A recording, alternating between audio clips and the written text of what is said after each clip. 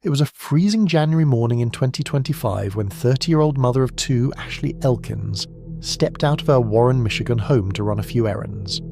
She left her two sons, just 7 and 10 years old, in the care of her younger sister, expecting to be back quickly. But Ashley never returned. Hours later, her family couldn't reach her. Her texts suddenly stopped, and her mother's gut screamed something was wrong. Within 5 days, Ashley's silver Malibu would be discovered abandoned near an apartment complex, and investigators would begin to uncover a trail leading to something much darker than anyone expected. Her disappearance quickly spread through local media, sparking concern across Warren and Roseville.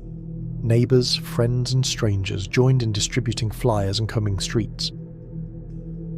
She loves her family, her kids. She would never just disappear for this many days. Very concerned. I'm out here passing out flyers and I just got off work. I've been out here all weekend. I am concerned. She's a good person. She's a mother too. I mean, anything outside of that, that's the main focus right there. She has babies. So that's our focus as a family and as a community. What started as a missing persons case was already giving off the signs of something far more sinister. Ashley had vanished in broad daylight, and the silence surrounding her movements that morning was deafening. Ashley Elkins wasn't just another name in a headline. She was a young mother who ran a small hair business from home, juggling life and family like so many others. Her family describes her as devoted to her children, always putting them first, and never the type to disappear without a word. But Ashley had one problem in her life she couldn't quite shake. Her ex-boyfriend, 32-year-old DeAndre Booker. Ashley had broken things off with DeAndre months earlier, but he wouldn't let go.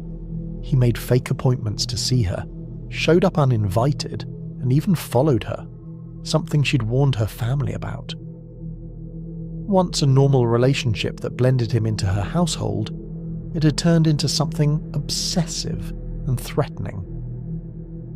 On January 2nd, Ashley ran her usual errands, even texting her mum, until 9:06 a.m, when the messages abruptly stopped. The last text didn't sound like her at all, and then her phone went dark. Hours later, her sister tracked it to DeAndre's apartment on Pinehurst Street. Ashley's car was gone, DeAndre wouldn't answer his door, and the silence from Ashley was completely out of character. Her family's suspicions instantly turned toward him, and soon, police would feel the same. Within hours, her family was driving around searching neighbourhoods, calling hospitals and even staking out DeAndre's apartment complex. The unease was growing into panic, and with every minute that passed, it felt less like a disappearance, and more like something terrible had happened.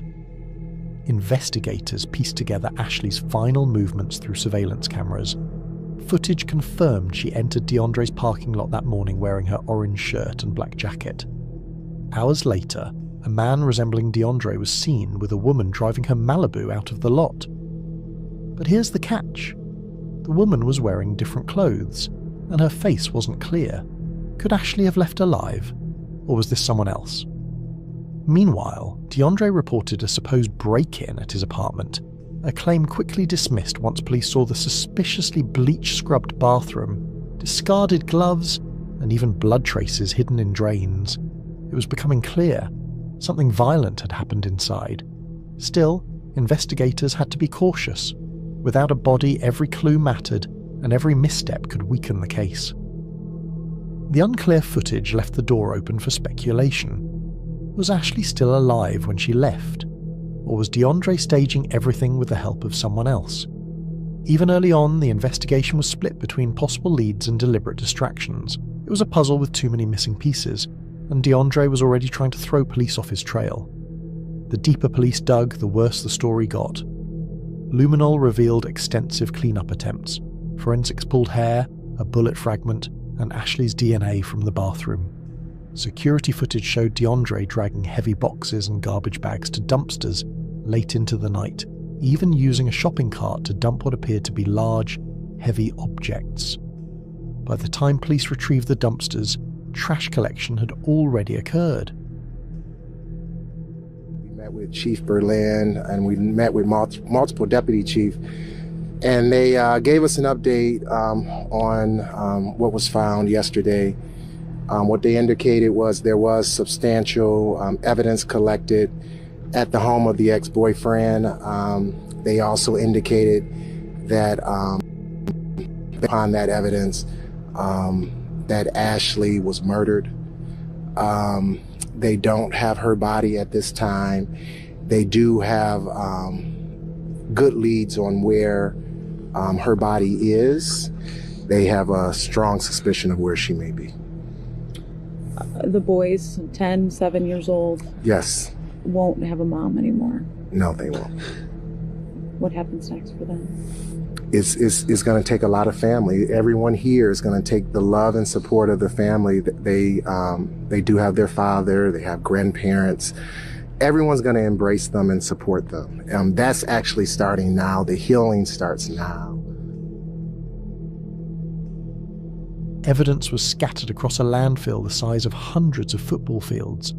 Detectives led massive searches, sifting through mountains of waste. But Ashley's remains were never recovered. For days, officers from multiple agencies worked tirelessly at the landfill, combing through 6.5 acres of trash by hand. The work was grueling, dangerous, and heartbreaking, but they pressed on, knowing that somewhere in that heap could be the key to finding Ashley. Families often dread the word landfill in missing persons cases because it means investigators already suspect the worst. And in this case, every clue pointed in only one direction. Ashley had been murdered, and DeAndre had gone to great lengths to cover it up. While investigators built their case, one piece of footage kept nagging at them. The woman seen driving Ashley's Malibu. Was she an accomplice? The shocking truth. It was DeAndre's niece, Payne Barksdale. She testified she had been manipulated into helping, told it was just a friend's car that needed moving.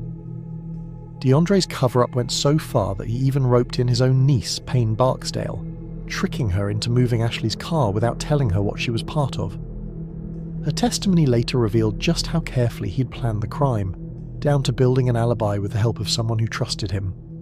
He called me and he said that he needed his friend's vehicle to be removed from his apartment complex because he didn't want to get in trouble. Now, his apartment complex, have you ever been there before? No, that was my first time. Do you know the address? No, I do not. Do you know what city it's in? Roseville? So he called you and said he needed with moving a car, is that what you're saying? Yes. It was a coworker. It was a male coworker. He said that he had went to his house. The car wasn't registered, so it didn't have any plates. He had just bought the vehicle. He didn't have a license.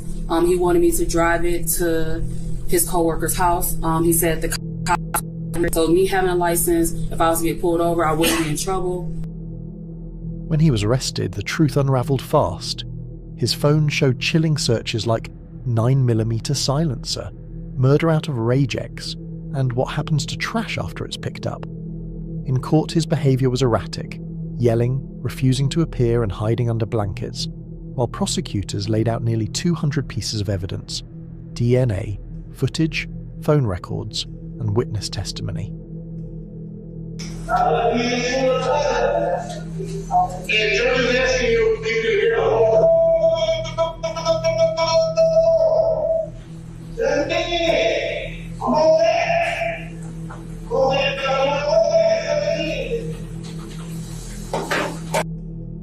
Even without a body, the case against him was airtight.